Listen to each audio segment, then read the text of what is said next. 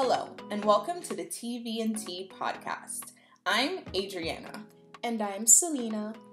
And we are two sisters that have decided to let the internet into the conversations that we have about TV and pop culture over endless cups of tea. In our house, the reoccurring questions are, is it tea time? To which the answer is always yes. And what are we watching? So pour yourself a cup and get ready to get into it.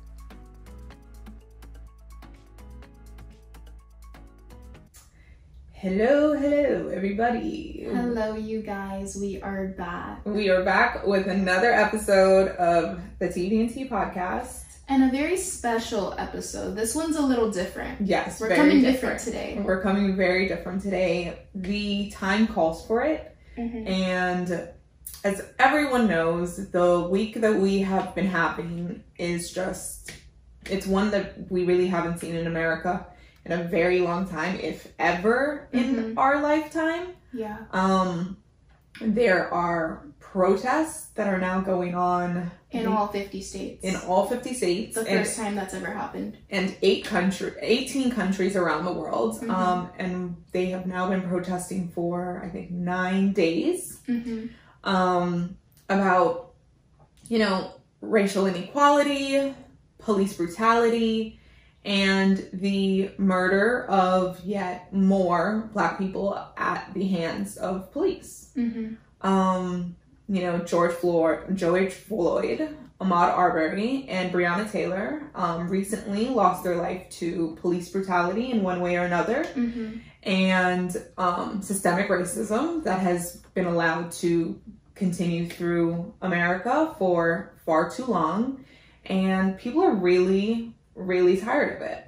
I know, I'm tired of it. And although we are a light podcast, usually we talk about TV shows, movies, pop culture, we did want to take this opportunity to address what's going on in our country, because it doesn't feel right to just talk about the random reality TV we've been watching. It doesn't feel right to talk about what the celebrities are doing with all of the protesting going on. And I would like to say this is kind of a form of virtual protest, because I'm a little scared to go out and protest because of the videos I've been seeing on Twitter, as well as the pandemic still going on. Mm-hmm. So I really wanted to take this opportunity for us to address what's going on and help educate our listeners, because this is a Black podcast. Yes. We are two Black sisters. Yes. Our entire family is Black. We have Black friends. This affects us directly. Yes. I think it would have been a missed opportunity if we didn't dedicate this episode to talking about what's going on and our particular feelings on it. Mm-hmm. And I think everyone in this moment in time is inundated with horrific images. Oh my gosh, so bad. Not even, to go back, when I first saw the video of George Floyd being murdered, for me, it was like, here goes another instance of racial profiling, police brutality, and just apparent racism being shoved in our faces. Mm-hmm. And I think for a long time, these videos were helpful because people weren't seeing what was happening. If it wasn't you that was on the end of the attack by the police, or the gun in your face, or the unjust traffic stop, you didn't really see it. You might have heard of it. You might have heard stories from friends, family members, but you weren't seeing it. And I think for a long time, seeing these videos was jarring. It was necessary. And for me, when I saw the video of George, I was like, it gave me such a pit in my stomach, and it stopped me in my tracks, because for me, it doesn't feel like you're bringing awareness to an issue anymore, because I think everyone at this point in America knows exactly what's happening with Black people and the police. Mm-hmm. It feels like a warning. It feels like you've gotten out of control, and here we are to show you what we can do in spite of that. It feels like here is a example of the power that we hold over you, even in the face of a camera, even in the face of other citizens. And for me, it's hard to continue seeing these images and these videos, as necessary as they are, because it does feel like this is just another iteration of oppression. Just one more, because we've seen this before and nothing has changed. Exactly. I feel like people thought things changed for a while, but now we're seeing nothing has. Exactly. And these are 3 back-to-back instances and many more that are taking place every day around the country from different police officers, different police unions in different states, different cities. And it just feels like them knowing they can be recorded, or them having on their body cameras and still doing these things, it just feels like the next step of holding us down, of keeping us silent, and of keeping us in a place where we are scared to live our lives, to speak up for what's right, to just exist in this country. And that is just, it's heartbreaking. It pulls you down to a place that, I mean, I don't think that people that have not experienced this can ever really truly understand what that means. Oh, definitely not. But I think that's the point of this, because most people have never experienced this themselves, or I should say most white people in America. Having this video circulate and seeing it firsthand, the fact that the officer had no regard for George Floyd's life and had no regard for the fact that he was being recorded, because on some level he knew he would get away with it. You know, I'm glad that the video circulated and that people were able to see that, because it gives them a glimpse into the Black struggle, the Black person's everyday reality. But I do want to get into our quotes for this week. If you guys are tuning in for the first time, every episode, Adriana and I catch up with you guys by providing a little TV or movie quote to describe how we're feeling. This week, we decided to share a quote with you guys that resonated with us this week that has to do with what's going on. My quote comes from Malcolm X, and it is, "You can't separate peace from freedom, because no one can be at peace until he has freedom." And to all of the people saying this is not the right way to protest, whether it's the riots, people getting violent, people being outraged, you can't tell people how they should react to an issue, react to injustice. It's not your place, and I definitely commend all of the people who are protesting and fighting for their rights, because it's the only thing you can do. How do you rest until you're free? No one should feel at peace until every Black person in America is free. And that's my view on it. I couldn't agree more. Yeah. Okay, my quote comes from Angela Davis, and she says, the process of empowerment cannot be simplistically defined in accordance with our own particular class interests. We must lift as we climb. And I like that one. That's a nice quote. Yeah.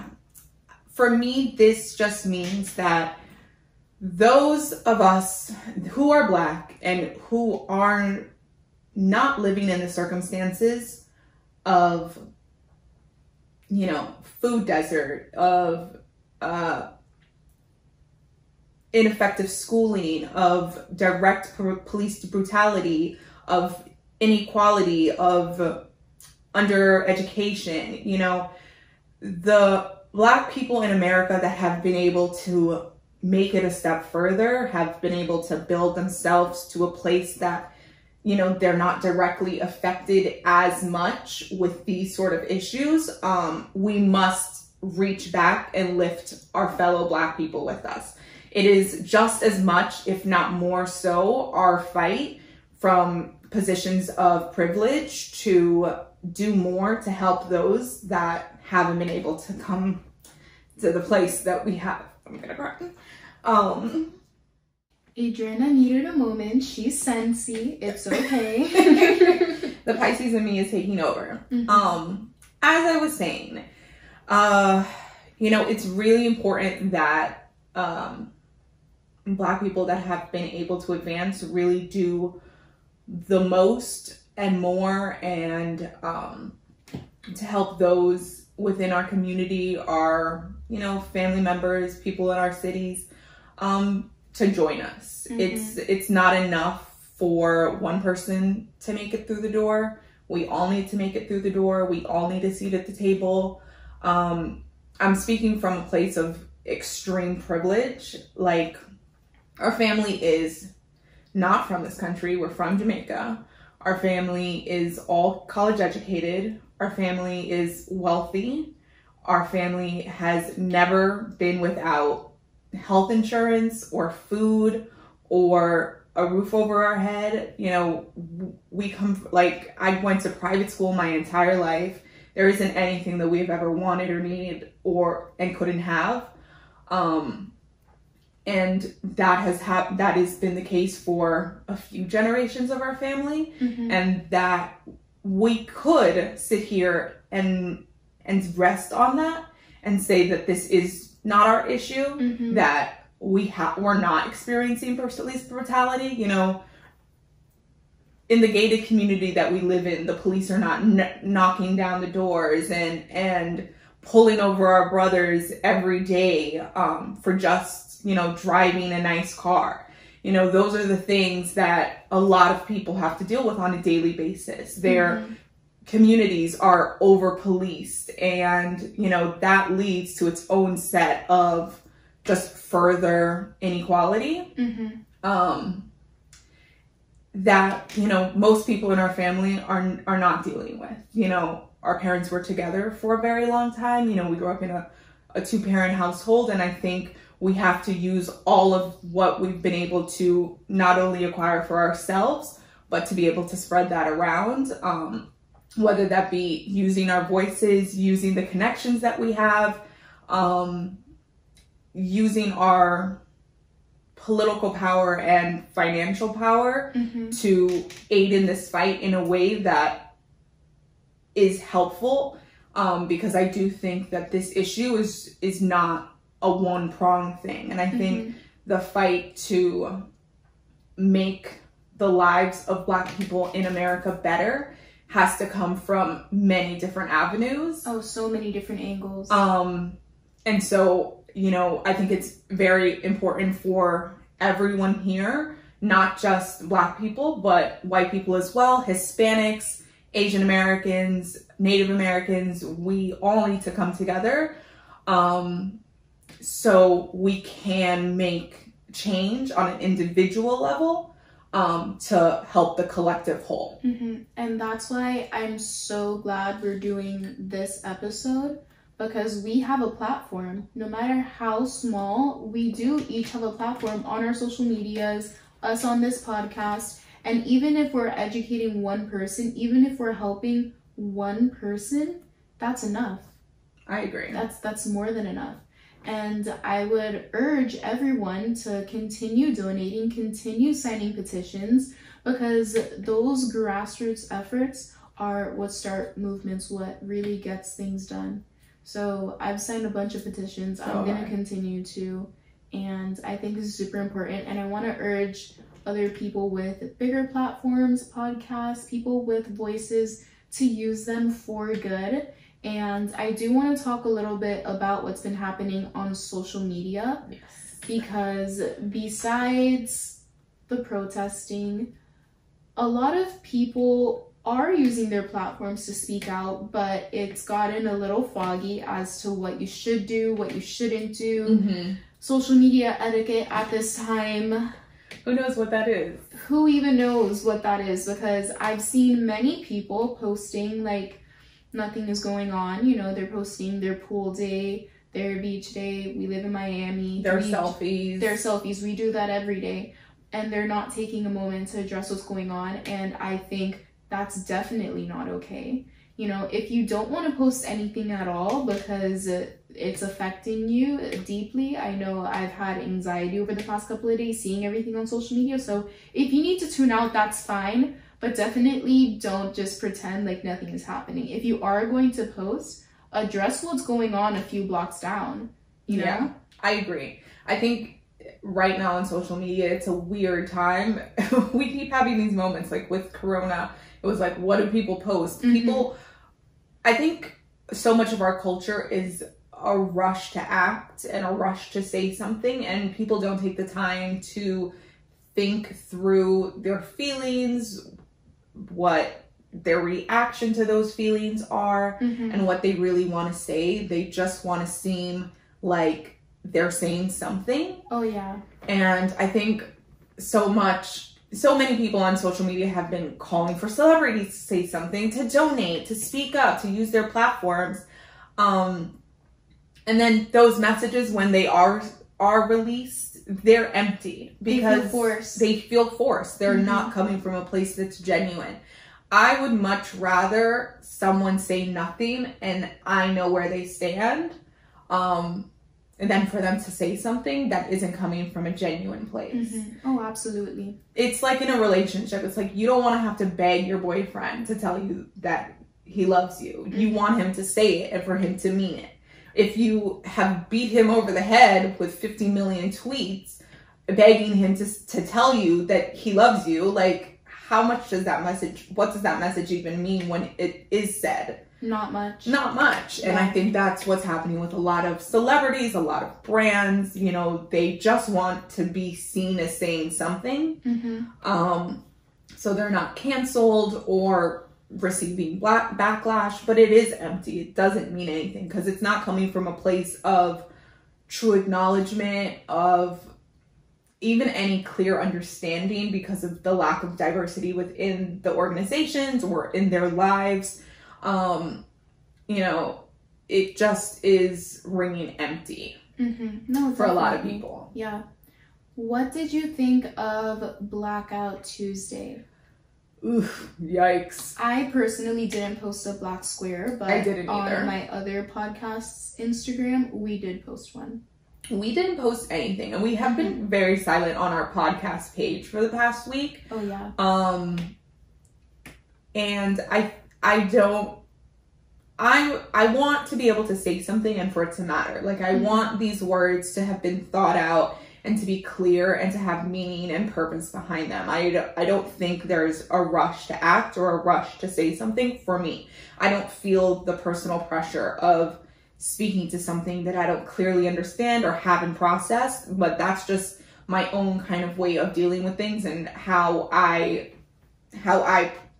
process things. Like, I'm very slow to process. Like, ask my exes. You know? Yeah. So for me, I think with Blackout Tuesday, for one, you know, a lot of things on social media get buried out in the noise. It's like telephone. It's like one person says something and then somebody else echoes it. And by the time it reaches the masses, it's really been dwindled down, and the root cause, the original intent behind it is completely lost, and nobody really knows what the purpose is. I think that's what happened with Blackout Tuesday. Yeah, and originally I had heard that it was about pausing all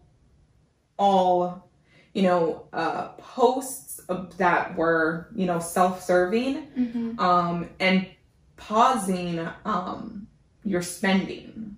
Oh, really? Yeah. And then it became, you know, don't post anything at all. Like, you know, just shut down and use that time to reflect and to... Yeah. I remember it being something like amplify Black voices. Yes. So Blackout Tuesday was supposedly supposed to be so that activists could get their messages across more quickly, more effectively, because nobody else was posting.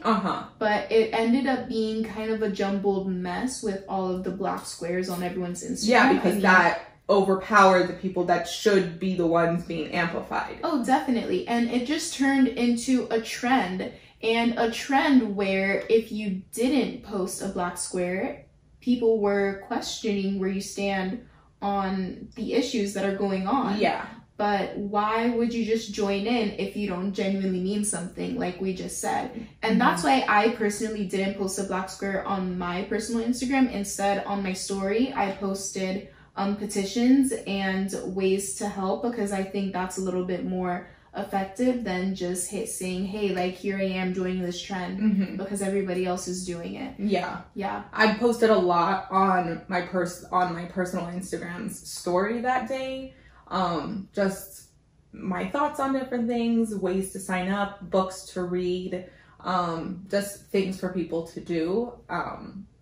Because I thought that is a more effective way of amplifying something, is through giving people information. Yeah, it's a more effective way of addressing the issue, because sure, we're gonna protest, sure, we're gonna, talk about it on our Instagrams, but what are you guys really doing to help? What are you guys really doing to stop police brutality, to stop these people from dying, these issues from happening? Yeah. I think it's way more effective to educate yourself, to educate those around you, to sign petitions, to donate.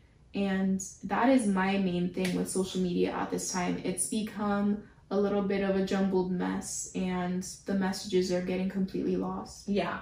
I think one thing for people to keep in mind, if you are not a Black person, your feelings on the protests, the riots, the looting, is never really going to be in line with the people that are out there, unless you are personally out there as well. Oh, for sure. And I think one huge part of social media is, everybody has a voice. Everybody is able to share their voice, their opinions, their thoughts, their feelings. And so much of what is being said comes across as insensitive and as a form of gaslighting, when someone who is not affected by the inequalities of this country is speaking on how those that are affected are reacting to it.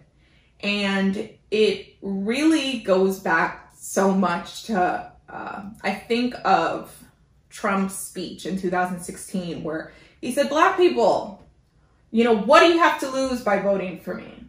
Your schools are shit. You don't have any jobs. You don't have anything. You don't have any money. What do you have to lose by voting for me? And so much of that message in that moment was, he won't ever realize this, but it was, for me, it was like, okay, yes, those things might be true in essence, in a sense, but why is that? And it's because this country has never acknowledged the rape and the carnage that they have done to Black America. Ripping us out of Africa, bringing us here, having us build this country, and then, giving us our freedom, but not helping us in any significant way since then. There is a reason why, Black unemployment is so high. There is a reason why our children are not educated in public schools.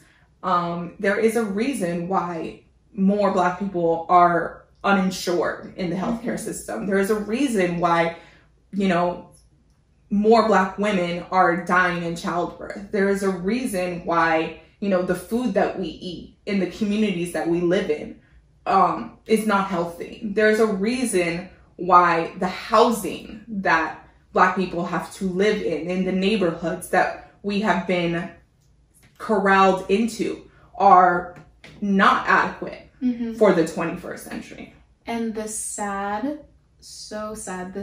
thing is, a lot of people don't know those facts. A lot of people do not know the things that we're talking about right now. Yeah. And it's so unfortunate, because I feel like everyone should. And this issue has definitely brought up the I guess, the lack of knowledge of history that so many people in America have. So I do want to share some movies, some recommendations with you guys that will help you educate yourselves on the issues, because these wounds have been festering in America since America has started. This is nothing new. It's all there. So I'm gonna recommend you a documentary on Netflix. It's the Michelle Obama documentary, Becoming.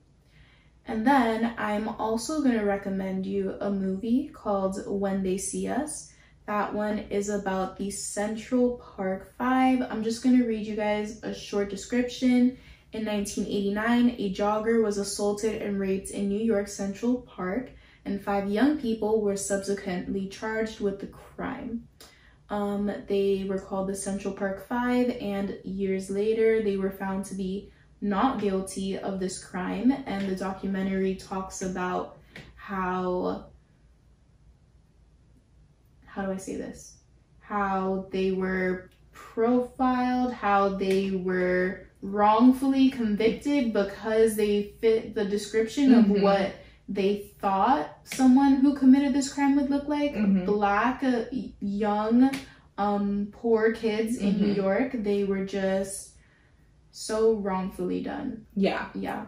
Some other documentaries that I am gonna also recommend is the 13th by Ava DuVernay. Academy Award nominated documentary.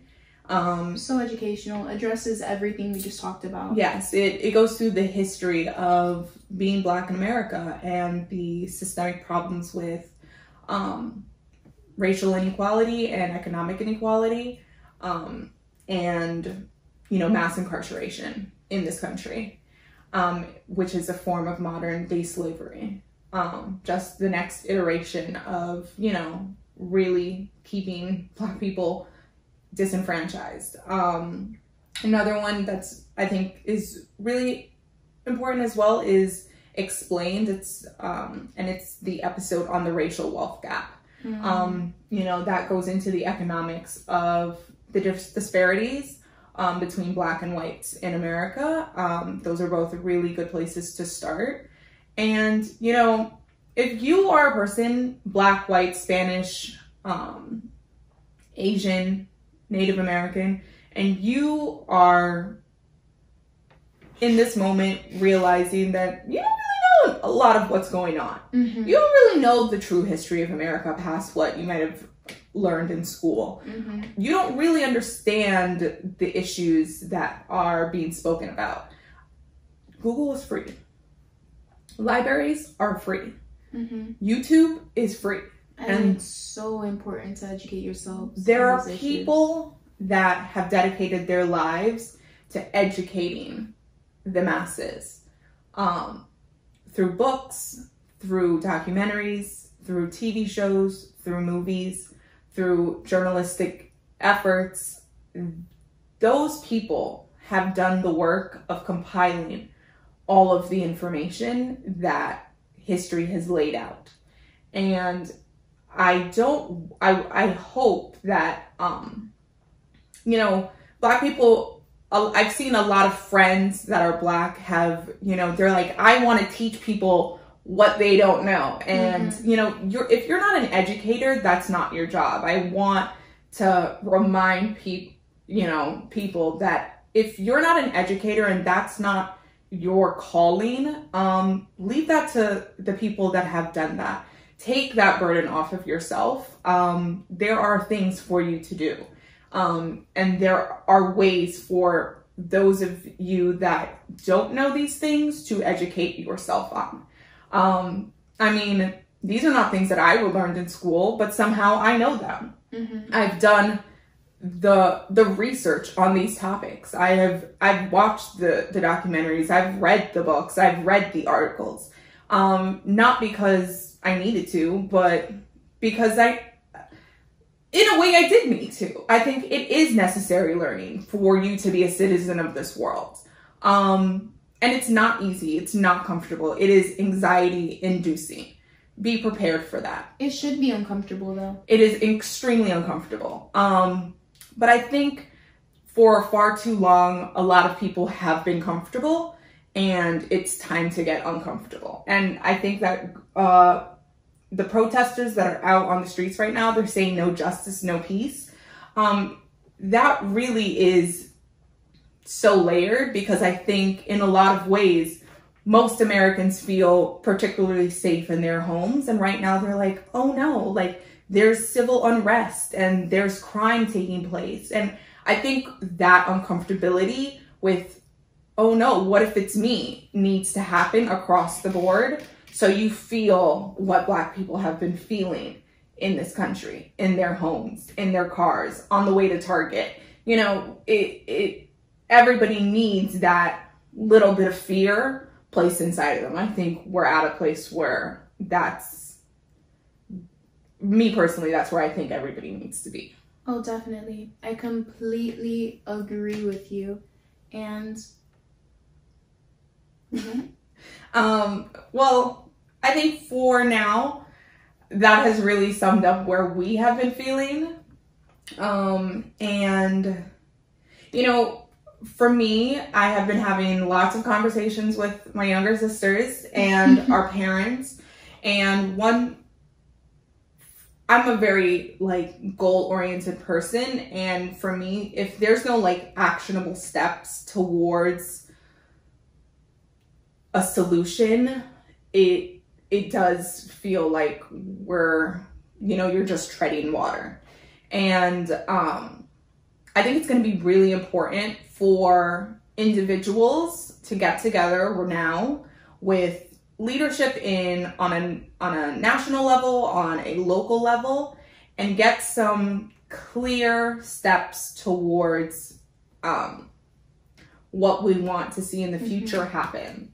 I think it's going to be very critical for Joe Biden, especially since he wants that Black vote so damn bad, to really get clear with his platform and to revise a couple of things and to prioritize the Black community at this moment.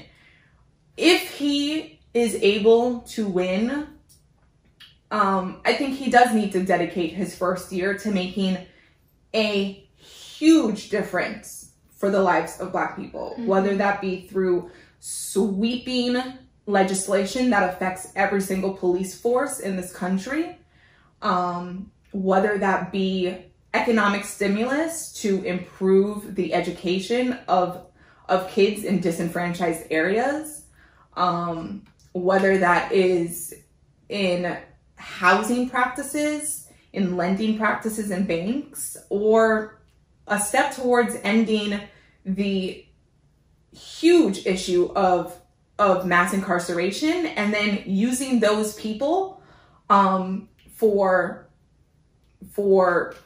slave labor for our corporations that we shop and, support on a daily basis. They should not be in the position to use that labor for no pay. And that is, for me, those are kind of like the three things that are really plaguing our country that could bring us huge leaps and bounds forward.